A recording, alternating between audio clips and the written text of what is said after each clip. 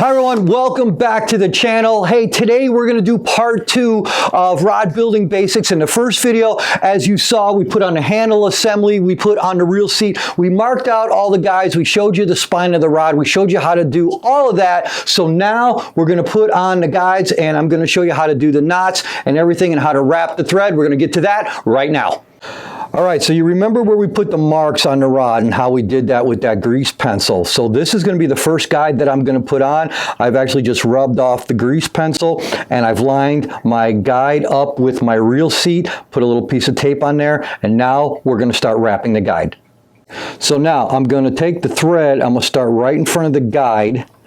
I am going to wrap it on the left side of the guide, and then I'm going to go on the right side of the guide 4 or 5 times. There, I'm going to step on my pedal here. There we go, and we tightened it, and you will feel it grab. That's exactly what I want, and that will be my starting knot for my guide. And then we're just going to start wrapping this over the guide here. And I'm going to get right up to close to where that tape was, right there. And then I know now that I can just take off that tape. And the next thing I'm going to do now is I'm going to make sure I line up the guide with the reel seat. Okay, this is a pretty cool little tool right here. This is a CRB reel seat and guide alignment tool, and I just put it in right like so. And then I'm just going to tighten the reel seat on it. And this is pretty handy. And what it does is now, once I get the guides on here, I can take the rod off here and I can line up and look right down it. Any of you guys who shoot a shotgun or even a pistol or a rifle, lining everything up, well, I'm going to be doing the same thing here. I'm going to be lining it up on all the guides so I know for sure that everything is completely straight in the line like I want it. Now, yeah, you can do that without that, but some of your older rod makers, you might go, hey, that's going to be pretty handy. And it is. All right, now that I know that my guide is aligned the way I want it, I'm just going to let the machine do what it does. Take my time. There we go, pretty close. Now I'm going to show you how to tie that off so you have a full completed wrap. All right, so now I'm going to show you how to do the finishing knot. I'm just going to take a different color thread. It's easier to see for me. And now what I'm going to do is I'm just simply going to make a little loop like that. Turn this upside down or away from the guide. Put that right there. I'm going to wrap one. And you can do this with the pedal, but I like doing it just by hand. 3. And then we'll do it one more time. Just like that. Okay, now I'm going to grab the line or the thread right here and keep it tension on it. Cut that off. I'm going to bring this around.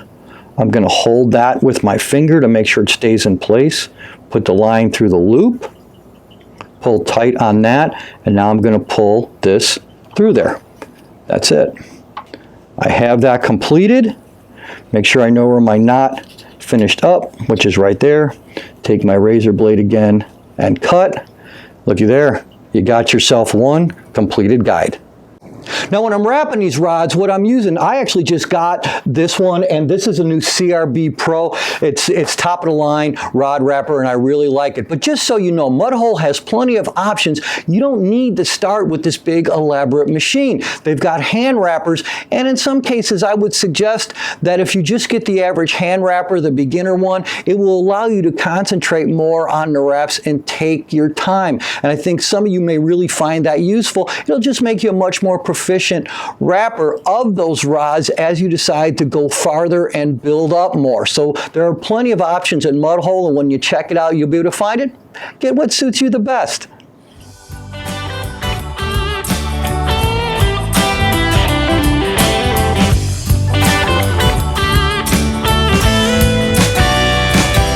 Well, everybody's running and they never stop, grinding like an engine pushing around the clock. 24/7 big city life just don't end. Well, every now and then I'd like to slow it down. All right, now that we have all the guides wrapped, the next thing I'm going to do is I'm going to take it off the wrapper here, just like so.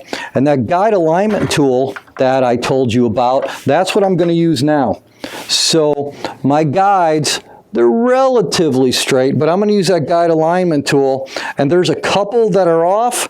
So all I'm going to do is come back here, straighten them just a little bit, that one right there. And when I'm doing that, I just count the guides. I'm like, okay, I'm looking at it now, I'm looking down, that right there, and I see about the fifth, or it's about number 6 guide. So I'll go 1, 2, 3, 4, 5, 6, straighten that out just a little bit, put it back up there, use my guide alignment tool, and basically go down it. Look at that. That is pretty quick and efficient. Now, what we're going to do is I'm going to show you how to mix the epoxy and then apply it to our wraps. So now we're going to put on the epoxy, and it comes in 2 parts, and you have to mix it equally for it to be effective. And the one that I've been using here lately is the thread finish. I really like this here. It's Threadmaster. And what I'm going to do, it comes with syringes. So now I'm going to show you how to make it equal parts, and then we're going to mix it together. Yeah, the nice thing about these syringes like this is now I can get it down to about 1. That's what I usually use when I put on my first layer of epoxy. So that's set right there. Pull that out, put that in the cup. Now I know that is precise. I'm going to do the same with this. There's 1 right there. Put that in like so. Then I'm just going to get myself a mixing stick back here. And what I usually do is I mix this to about a count of 100. And people do it different ways.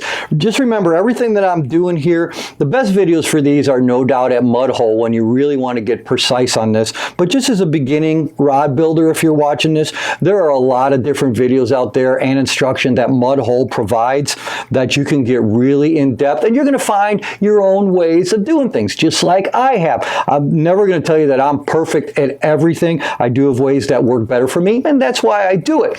I'm giving you the idea of how I started building rods and how I do it now, and that way if you are interested in this, you can develop your own way. But there's absolutely no question, for the best resource on education and information, it is Mudhole. Those are the videos that I learned from when I started, and I still use from time to time just to make sure if I want to learn more about stuff. And I always want to learn. I want to get better at this, and I hope you get to the point where you want to do that as well.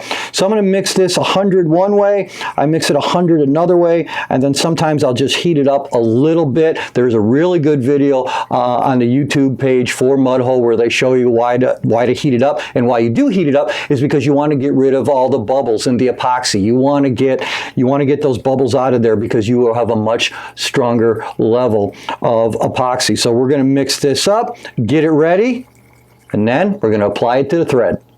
So now what I'm going to do is I'm going to apply a light layer of epoxy on here, and on the first one, I may do it just a little bit thicker, but I'm going to start on the edge.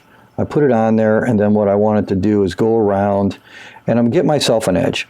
And that way, it'll keep most the epoxy where it's supposed to be, and that is on the thread and not on the rod blank. So just have it going right like this.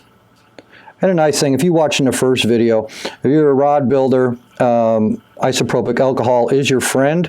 So if you get any on the rod blank, I've always got some really close at hand right here, and I can put it on there and make sure my rod blank is nice and clean, and the epoxy ends up where it should be, which is on the thread. And so all I'm going to do is I'm going to go around on this like so.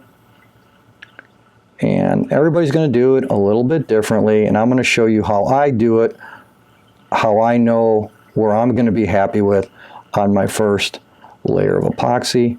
And we're getting there right now. I just want to make sure it gets over the edge on this thread. All right, getting there. Put a little more on here.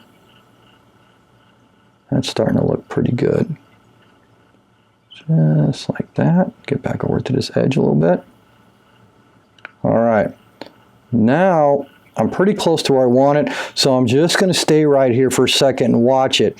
What'll happen is when it gets to the point where I'm comfortable with it, it'll start to do what I call like a candy. It'll start looking like a shiny piece of candy. To me, That's how I know that that epoxy has gotten through that thread, and that is going to be a good first layer of epoxy on here, and then I'm going to move to the next one.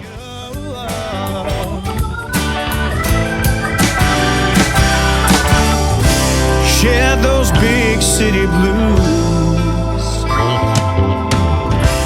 Country changes attitudes. We've got nothing to lose. Now that we have the first layer of epoxy on, the next thing I'm going to do is I am going to install the rod tip, and that looks just like this. I've already put some of the epoxy on there that I'm going to use, and now I just put the rod tip over the top, and I'm just going to press it and hold it in place there. I turn the rod upside down, that way I can line up the rod tip with the last guide. I know those are all lined up properly, so now I just put it on there, and what I'm going to do is let it sit and let that dry for a bit until that I know it's rock solid, and then I'll start to apply my second level of epoxy on every guide, including the rod tip. Okay, I'm getting ready to put on my third and final layer of epoxy, and after 24 hours then this rod will be completed. Now you don't have to wait as long as 24 hours between coats. That's just what I do. I'm not building rods in mass production for people. I'm just building them for me, and I like the process that I've developed for myself. Now I hope you like this rod build and that you subscribe to this page, because we'll be doing more rod builds and more lure builds and anything that we can provide to help you help yourself become a better angler, or at the very least to just enjoy the sport a little bit more. Now, if you want to get more detailed rod instruction, I encourage you to go to mudhole.com and see everything they have there, as well as follow them on YouTube. There is no better place for more detailed instruction and education than looking into anything and everything that Mudhole does. But until next time with the next build, I'm Jim Crowley. Thanks for watching the show. God bless you. We'll see you soon.